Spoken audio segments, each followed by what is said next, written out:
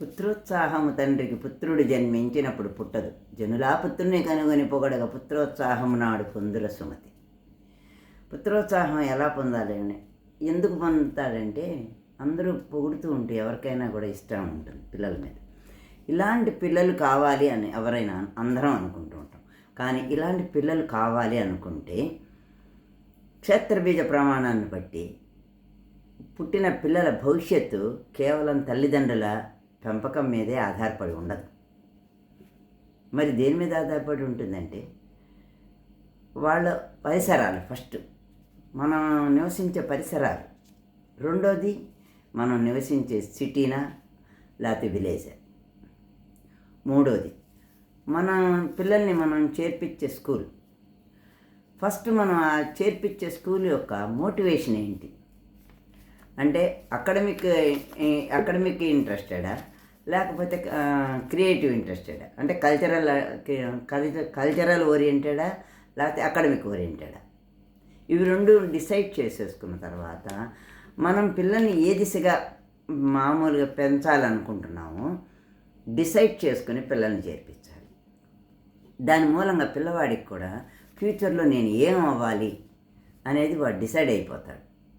దాని మూలంగానే అసలు చాలా మటుకు సేవ్ అయిపోతూ ఉంటుంది, విషయం ఒక దారిని పడిపోతూ ఉంటుంది.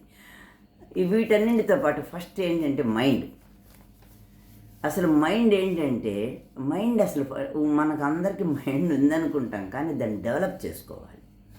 దాన్ని డెవలప్ చేసుకోవాలంటే ఏమంటే, ఒక 5 రకాలు 5 టైప్స్ ఆఫ్ ఫంక్షన్స్ ఉన్నాయి. ఆ 5 టైప్స్ ఆఫ్ ఫంక్షన్స్ని డెవలప్ చేసుకుంటే పిల్లవాడికి ఏమవుతుందంటే సరైన స్థితిలో పనిచేస్తుంది మైండ్. అదేంటంటే డిసిప్లినరీ మైండ్. అంటే 14 సంవత్సరాల లోపు వాడు ఏది అవ్వాలని మనం నిర్ణయించుకుని చదివిస్తున్నామో దాని ఏమి వాడు మర్చిపోకూడదు, ఆ డిసిప్లిన్లోనే ఉండాలి. అట్లాగే సింథసైజింగ్ మైండ్ అంటే నేర్చుకున్న విద్యని ప్రదర్శిస్తూ ఉండాలి.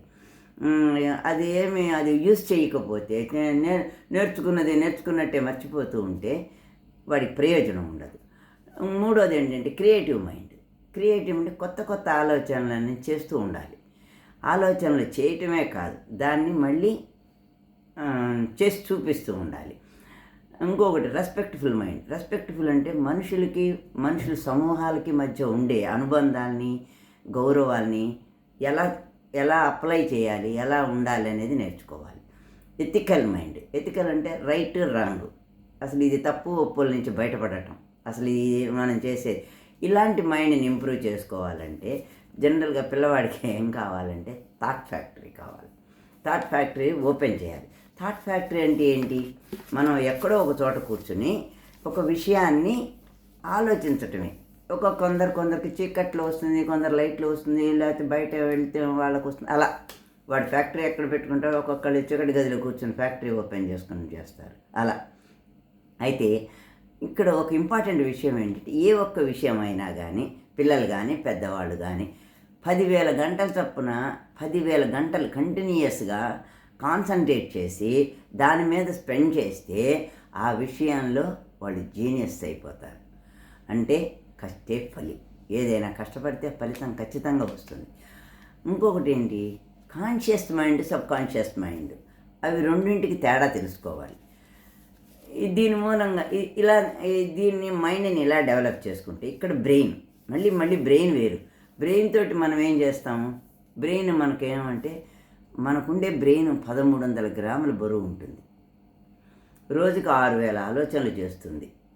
దాంట్లో 90 ఆవిరైపోతాయి. ఇకపోతే 10 నమ్మకాలుగా మిగిలిపోతాయి. ఒక్కొక్కసారి ఆ నమ్మకాలు నీడలుగా కూడా మారిపోతాయి. అంతేకాదు, సెకండ్కి 38 పక్కన 15 సున్నాలు పెడితే ఎన్ని వేలు అవుతాయో అన్ని వేల ఆపరేషన్ చేస్తుంది మన బ్రెయిన్. ఇంత గొప్ప బ్రెయిన్ మనకు ఉందని ముందు అసలు మనం గుర్తించాలి. ఇలాంటి బ్రెయిన్ అంటే అందరికి తెలియదని కాదు, గుర్తించాలి అంతే. మనకి ఈ బ్రెయిన్ ఉంది, ఇంత బ్రెయిన్ మనం ఎలా యూజ్ చేసుకోవాలని తెలుసుకోవాలి. ఇంకొక విషయం, 6,000 ఆలోచనలు వస్తాయి కదా మన బ్రెయిన్లో నిమిషానికి. దానిలో మనం అవసరమైనవే తీసుకోవాలి, మిగిలినవి వదిలేయటం అలవాటు. ఎలా వదిలేస్తారంటే హంస న్యాయం. హంస న్యాయం అంటే హంసకి పాలు నీరు కలిపి పెట్టేస్తే మనం అది పాలు మాత్రమే తీసుకుని నీళ్ళని వదిలేస్తుంది. అంటే పాలు నీళ్ళ నుంచి పాలుని వేరు చేసే ధ్యాస ఒక్కటే హంసకి తెలుసు. మనం కూడా అలాంటి న్యాయాన్ని నేర్చుకోవాలి. యోగులు కూడా అంటే రామకృష్ణ పరమహంస, హంస అంటే అదే. అయితే ఇలాంటి నియమాల్ని ఖచ్చితంగా మనం పాటిస్తూ హంసలాగా కావాల్సిన వాటిని స్వీకరిస్తూ అక్కర్లేని వాటిని వదిలేస్తూ లక్ష్యాన్ని ఛేదించుకుంటూ ముందుకు పోవాలి. అలా లక్ష్యాన్ని సాధించుకుపోవటంలో ఒక చిన్న కథ చెప్తా. మామూలుగా బొమ్మెరపోతన భాగవతంలో ఏం చెప్తాడంటే, వామనుడు వస్తాడు. దేనికి వస్తాడంటే వాడి లక్ష్యం ఏంటి, వామనుడి లక్ష్యం ఏమిటంటే బలిచక్రవర్తిని భూమిలో పాతాళానికి తొక్కేయాలని రాక్షసుడు. అలాంటప్పుడు ఆయన వచ్చి ఏం చేస్తాడు, నాకు 3 వారాలు నేను వటువుని పొట్టిగా ఉన్నాడు వామనుడిని, ఇంతవాడిని నాకు 3 అడుగులు నేల ఇస్తావా అని అడుగుతాడు. సరే తీసుకోమంటాడు. ఏమో బ్రాహ్మడి పిల్లగాడు ఎంత ఇస్తామంటాడు. అంటే ఏదైనా లక్ష్య సాధనకి ఎలాగైనా అయిపోవచ్చు, ఇంత తక్కువ అవ్వచ్చు అంత ఎక్కువ అవ్వచ్చు అని నిరూపించటమే ఈ పద్యం లక్షణం. అప్పుడు వాడు ఎలా ఎదిగిపోయాడో తెలుసా, ఆ వామనుడు బలిచక్రవర్తిని తొక్కేయటానికి పాతాళానికి ఎలా ఎదిగిపోయాడో తెలుసా, ఇంతింతై ఒటుడింతై మరియు తానంతయై నభోవీధి పైనంతయై తోయజ మండలాగ్రమణకంతై ప్రభారాశిపైనంతయై చంద్రునికి అంతయ్యై ధ్రువునిపై అంతయ్యై మహార్వాటిపైనంతయ్యై సత్య పదోన్నంత ఉండవచ్చు బ్రహ్మాండాంత సంవర్తి అయి అట్ట ఎదిగిపోయాడంట. అంటే ఏంటి, ఇంతై ఒకటి ఇంత ఉంటుందంటే ఎదిగిపోతూ వచ్చాడు. ఎక్కడి దాకా, నభోవీధిపై ఆకాశం దాకా వెళ్ళాడు. తోయజ మండలాగ్రమణకంతయ్యి అంటే అక్కడ నక్షత్ర మండలం దాకా వెళ్ళాడు. ప్రభారాశి పైన అంతయ్యి సూర్యుడి దగ్గర దాకా వెళ్ళాడు. చంద్రునికి అంతయ్యి చంద్రమండలం దాకా, ధ్రువునిపై అంటే ధ్రువమండలం దాకా వెళ్ళాడు. మహర్వాటిక అవన్నీ దాటిపోయిన ఒక స్థితి.